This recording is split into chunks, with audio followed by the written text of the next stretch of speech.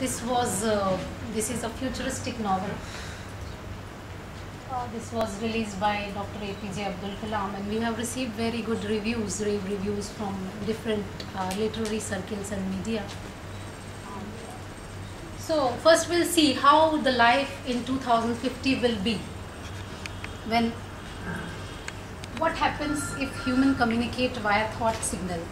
At the same time, they crave for that elusive freedom when one is master of one's future. So can anybody guess how will be the life when I am thinking something and somebody else is able to understand what I am thinking? I don't have to pick up a mobile and say that, hello, I so and so, please come to this restaurant, like that. I'm just thinking that let's do this, and the other person is able to understand this, and we are acting like that. So how the life will be? It will be dangerous. It already happens sometimes. Yeah. In 2909. That is telepathy or what? So it's not always one thought dominates your mind at one time.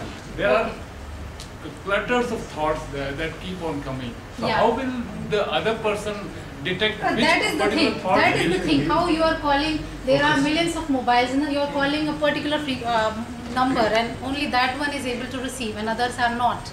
So the same way, this can also happen. If that is happening, then this can also happen. When human is That particular thought has to have some chemistry that. whatever, chemistry or science or whatever. So it's not a very fictitious idea, because this kind of things are already coming. You are thinking, when you are thinking something, body parameters change, and according to that brain signal can be mapped, and if that can be mapped, so it can be converted to thought. This thought can be converted to text, like that. So